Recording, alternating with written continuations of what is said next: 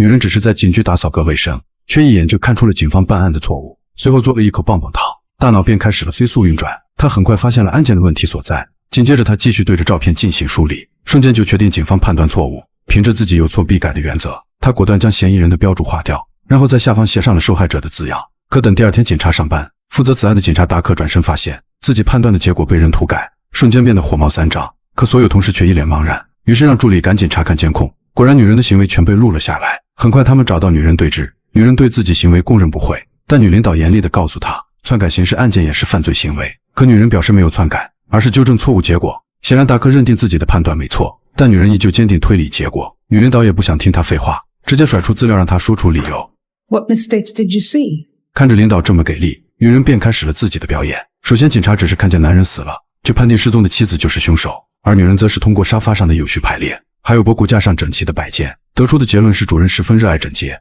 同时还有另一张照片，窗帘全部都是扎好整齐，可唯独只有右边这块窗帘没有，显然这让人有所怀疑，这对一个如此爱整洁的人来说根本无法忍受这样的存在。唯一的解释就是系带还有其他用途，而这把椅子上有胶布痕迹，同时上面还沾满毛发，就此判断曾有人被窗帘带绑住，并且用胶带绑住了双腿在椅子上。可是受害者手腕没有任何痕迹，显然被绑的不是男人，而是他的妻子，躺在地上的则是受害者本人。最终得出结论，现场还有第三个人。虽然女人推理逻辑非常合理，就连一旁的警官达克也挑不出毛病，但达克还是判定这只是猜测，只有法侦组调查监控后确定现场属实有第三者才可断定。可话音刚落，助理便赶来打了他的脸，表示刚查到有一名女子进入房间。女人本以为自己无罪，但达克还是要按程序办事，吩咐小帅带走女人艾拉。虽然艾拉的推理毫无破绽，但达克根本开心不起来，因为他们必须将案件重新梳理，并且尽快只找到另一名受害者。根据艾拉的判断细查第三者，发现此人是一名叫张丽的亚裔女子，几个月前曾起诉过受害人妻子的客户，而受害者的妻子金姐作为律师，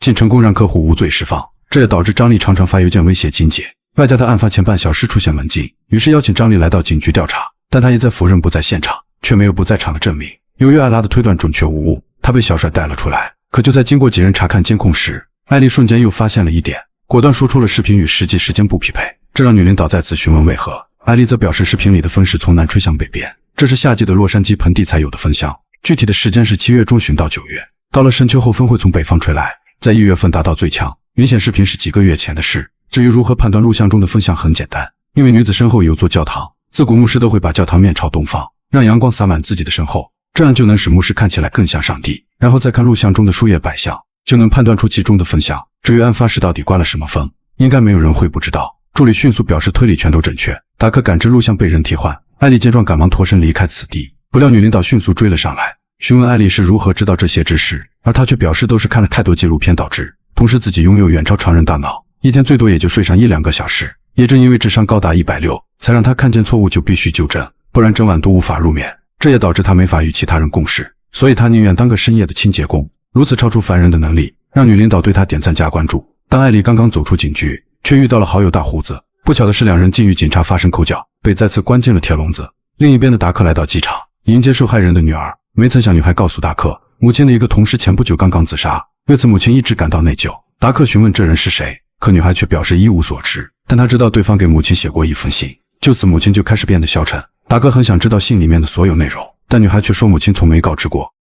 Do you know where your mom might keep a letter like that, Letty? If it's not at the house, it would be in her office. 为此女领导特地申请搜查令，可由于金姐本身就是一名辩护律师，警察也无权搜查他们的律师事务所。为此达克打算亲自前往公司询问。女领导立即让他带上艾丽，以便能够查出更多细节。很快艾丽又被放了出来，但她却无意间看到了伤心的女孩，于是准备上前安慰。此刻她很同情眼前的女孩，因为自己的丈夫也莫名的消失。随后女孩给她看了照片，都是金姐给女儿发的自拍照。艾丽看着金姐3天前的照片，瞬间就让一旁的女孩破防。然而就是这张普通的照片将成为艾丽破案的关键。此时女领导走了过来，表示假如艾丽愿意协助警方办案，就可免除她的罚款和拘留，但这让艾丽感觉是种威胁的信号，于是怒斥女领导的行为。最后女领导发出诚挚的邀请，艾丽也见好就收，答应了对方的邀请。其实她是想帮助女孩找到母亲。很快她加入了达克的重案组，一同将女孩送来金姐的妹妹家。为了约束艾丽，达克提前警告不能插嘴询问问题，也不能触碰别人家的物品。此时艾丽嘴上答应的好好的，可进了房间她就管不住自己的手。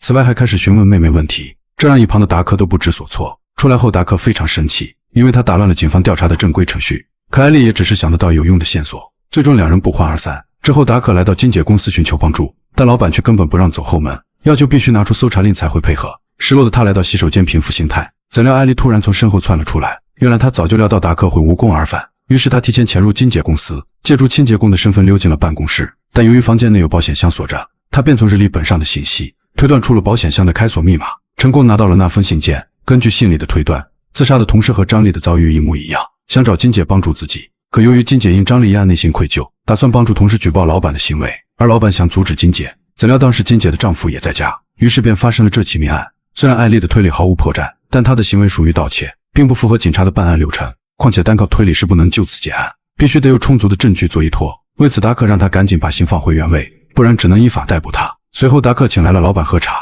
但还是没有询问到任何有用的信息。此时女助理打来电话，并告知老板在案发前去了一趟芬塔纳。艾丽立马察觉到异常，眼前的男人穿着的皮鞋这是意大利纯手工制作工艺，并且手上佩戴的手表也是100万级别的高端货。然而去芬塔纳却只有2个理由，第一是想在水上乐园感染肝炎，第二就是去参加某人的单身派对。显然眼前的男人都不可能，于是他不断敲击玻璃，要求达克询问对方去芬塔纳的目的。与此同时，对方的律师也赶到了询问室，最后只能眼睁睁地看着老板离开。同时律师还发现有人2次潜入办公室，为此女领导询问达克情况，怎料达克竟无言以对。事后艾丽再次找到达克辩论，没曾想达克竟愤怒地训斥自己，这让他大失所望。自己如此用心帮助警察查案，换来的却是无情的嘲讽。第二天达克还是找到艾丽，想知道艾丽为何对芬塔纳那么敏感。艾丽则直接把小儿子塞给对方，然后便开始了自己的推理。原来他在金姐妹妹家发现细节，他注意到很多摆件上都积满了灰尘，可唯独那对青蛙上面没有，同时底座上印有芬塔纳的印照，这足以说明妹妹也去了那里。可能他们俩是一起过去的，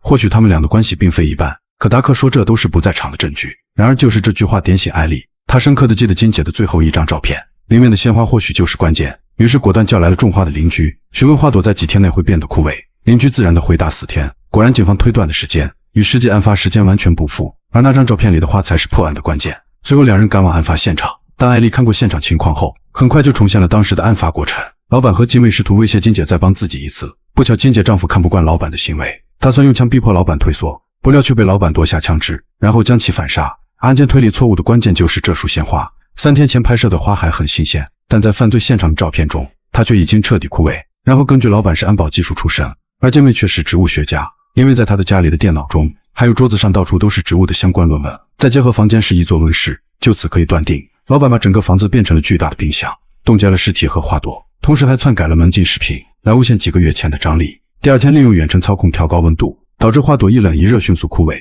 同时也误导了法医判断死亡的时间。至于金姐为何会消失，那只能说明金姐是妹妹的唯一亲人，只能把金姐藏了起来。但什么地方才是金妹能想到的？或许只有照片里2人的合照。很快警方找到芬塔纳的房子，同时也找到了被绑架的金姐，案子最终被彻底告破。但艾丽的出色表现也赢得了女领导的绝对认可，于是向她发出邀请函，希望艾丽能够长期担任他们的顾问。可看着眼前繁忙的警察，她还是拒绝了女领导的邀请。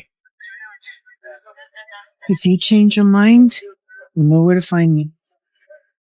这天女儿的话却让她改变了主意，因为15年艾丽也没有找到丈夫，孩子更希望父亲是真实的存在，而不是她所说的消失。于是她再次回到警局，找到女领导要求增加 20% 的薪资，同时还要儿童保育费，并且她还需要女领导帮忙找一个人，一个15年前消失的男人。